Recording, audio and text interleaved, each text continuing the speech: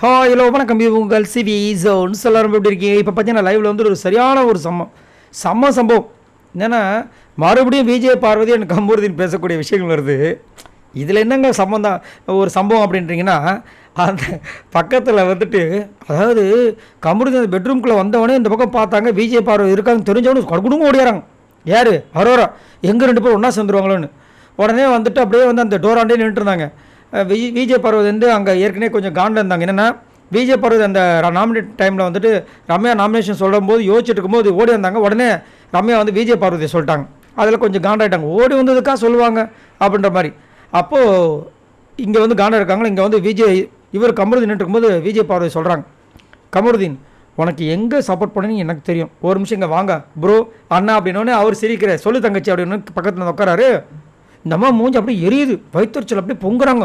அரோரா ஐயோ எவ்வளோ தான் பேசினாலும் இவன் போய் பக்கத்தில் வந்து உட்காரானே அப்படின்னு காண்டாகிறாங்க. ஏமா உனக்கு ஐயோப்பா இந்த அரோரா இருக்காங்க பாருங்க, அப்போ வயிற்றுச்சல் பிடிச்சவங்க. அப்போ பக்கத்தில் உட்காந்தவொடனே கெமியை வந்துட்டு ஏய் பாவண்டி அவன் அப்படின்றாங்க. உடனே கமருதீன் வந்துட்டு நான் பாவம்லாம் இல்லையா அப்படின்போது கெமி சொல்லி கலாச்சாராங்க. நீ பாவம் இல்லை தான்டா, உன்னை யாருமே குத்தலையே இந்த நாமினேஷன்ஸில், எப்படா நீ தப்பிச்ச அப்படின்னு ஒன்று பார்த்தியா?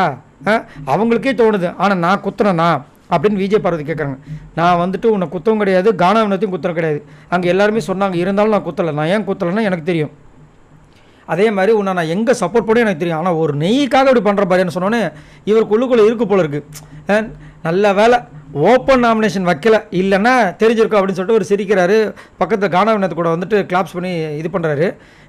என்னை அவ்வளோதான் நினச்சியா, இவ்வளோதானே நான் நினச்சேன், என்னடா எனக்கு எப்போ சப்போர்ட் பண்ணி எனக்கு தெரியும்டா அப்படி பேசிட்டா இருக்காங்க. இந்த பக்கம் அந்த அம்மா மூஞ்சி பார்க்கணுமே, யார் அரோரா மூஞ்சி உருன்னு இருக்குது. அதாவது இப்போதைக்கு அரோராவோட கண்ணு ஃபுல்லாக கமருதி மேலே தான் இருக்குது. ஸ்கேன் பண்ணிகிட்டே இருக்காங்க, எங்கன்னா வந்துட்டு விஜய் பார்வதி எண்ணங்கள் வந்து அவங்க உடம்புல வந்துடுதான், மனசுக்குள்ளே வந்துடுதான்னு. வந்துருச்சுன்னா உடனே வந்துட்டு அங்கே மந்திரிச்சு போட்டுடணும், சண்டா நீ விஜய் பார்வதிக்கு எதிராக மாறிடுன்னு. நான் என்ன கேட்குறேன், எதுக்கு இந்த இது நல்லா நோட் பண்ணி பாருங்களேன். இந்த விஷயத்தை நீங்கள் நோட் பண்ணிங்களான்னு சொல்லுங்கள். எப்பயுமே விஜய் பார்வதி வந்துட்டு கமருதீனும் அரோராவும் பேசுகிற இடத்துக்கு போனதாக சரித்திரமே இருக்காது. நல்லா நோட் பண்ணி பாருங்களேன்.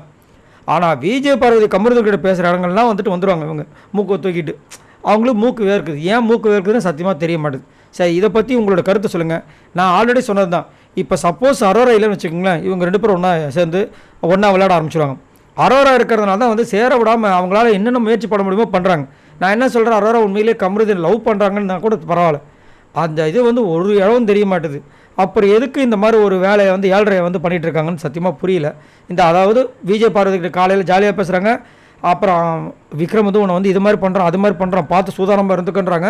நாமினேஷனில் பார்த்தீங்கன்னா விஜய் பார்வதி குத்துறாங்க. என்னத்த சொல்ல, தப்பு இல்லை, பட் இது ரொம்ப தப்பு. விஜய் பார்வதிக்கு அகேன்ஸ்டாக வந்து கமருதீன் எப்போ பார்த்தாலும் மண்டையை கழுவுறது, கமருதீனை வந்து தனியாக பேச விடாமல் அப்படியே கூடையே வந்துட்டு இந்த ஒட்டுணி மாதிரி சுற்றிகிட்டே இருக்கிறது.